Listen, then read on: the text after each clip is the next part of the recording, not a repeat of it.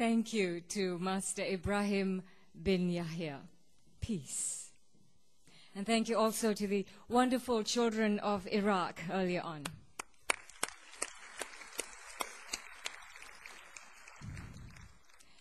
It is easy to talk about war.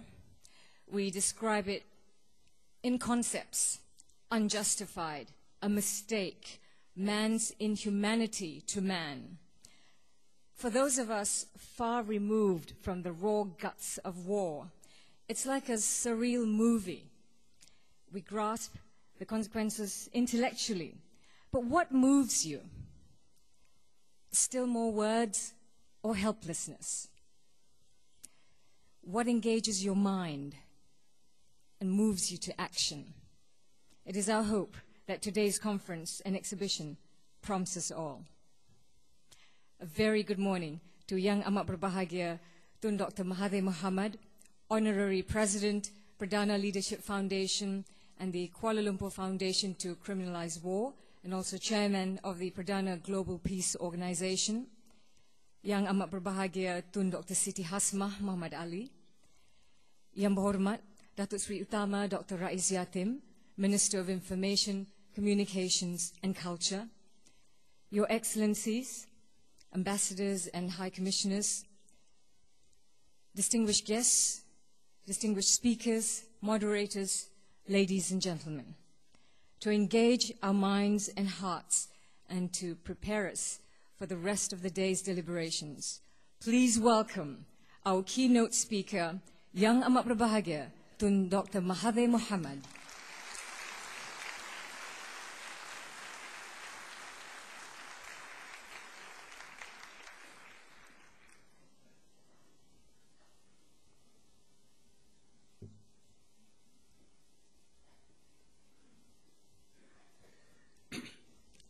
Bismillahirrahmanirrahim.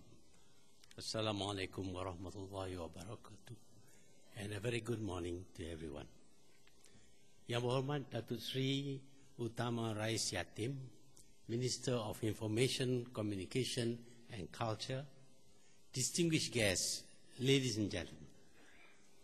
As one of the conveners of this conference on the criminalization of war, I must express my appreciation for the number of people who have shown enough interest to attend it. I hope and pray that we can take yet another step towards a war-free world, towards making war no longer a solution for disputes between nations, towards making it into a crime instead, towards making those who resort to aggressive war as criminals who must be punished for the crime of the mass killing of people, which is what war is about. If the killing of one person is murder, a crime deserving of the most severe punishment, why must we regard the mass killings of people as legitimate and proper? There is something wrong in a creed that regards the killing of one person as different from the killings of people in their thousands and millions. The thousands and millions are made up of single individuals in the final analysis. The mass killing in war cannot be regarded as anything other than the mass murder of individuals who make up the masses.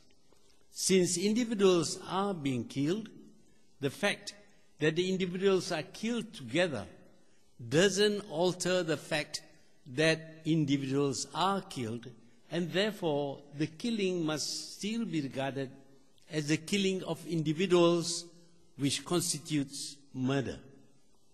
And those responsible for the murder of these individuals must therefore be murderers and must be regarded as criminals and punished accordingly. But the vast majority in this so-called modern civilization of ours still distinguish between the killing of an individual and the killings of millions of individuals in a situation called war.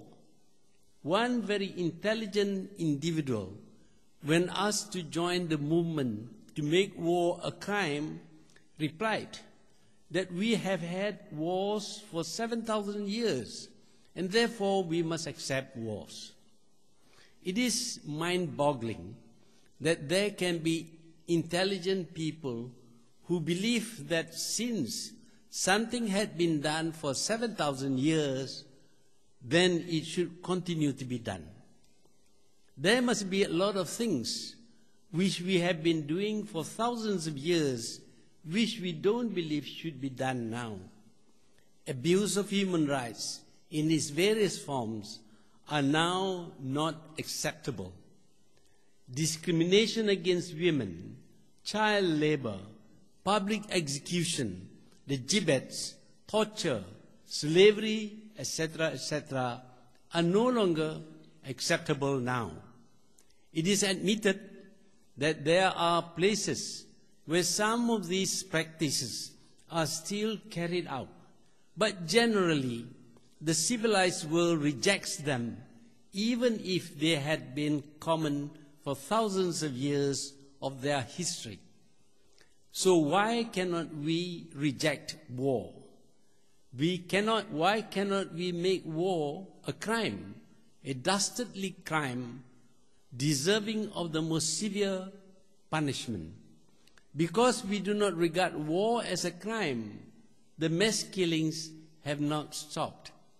In the First and Second World Wars, 70 million people were killed. But the world today accepts this with equanimity. They were wars, so the killings were justified. And today we are still seeing people being killed in wars as the great military powers resort to it to resolve any problem, big and small, which they may have with other countries, especially those which are no match for them. 7,000 years ago, the number of people killed in any war must be very small. This is because the capacity to kill was limited. The weapons would be wooden clubs and sharpened sticks. Then the most civilized began to invent new weapons, from stick to stone to ever harder metals. Knives, swords were invented. Sharp edges or points made killing much easier. Bows and arrows followed, extending the reach of the weapons of war. The Chinese invented gunpowder, but not for killing. Mostly the explosives were for chasing imaginary devils and dragons which threatened to swallow the moon.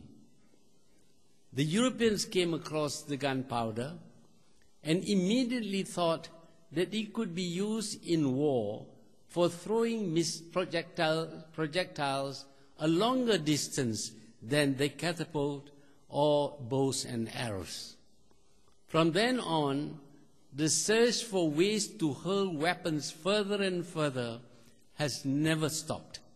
Apart from that, the killing power of the missiles had been enhanced continually. Now we can literally throw, shoot, or rocket the most destructive weapons right around the globe and beyond. We now have the capacity to literally blow up this whole planet and every living soul on it. The search for the most powerful weapon should really be over. Everyone should now know that a war can actually exterminate the whole of humanity, including the very people who use the nuclear weapons. Using it would amount to mass suicide. Both the victors and the victims would perish. War would therefore be totally counterproductive. Imagine a nuclear war with bombs, nuclear bombs, and nuclear warheads being hurled at each other. If there are survivors, radiation would kill them all. Truly, war should no longer be an option in the settlement of disputes between nations. But the fact is that the powerful nations of the world were not affected by the devastations in Hiroshima and Nagasaki. Mostly they see nuclear weapons as deterrents against attacks against themselves, far from outlawing nuclear weapons as they did with poison gas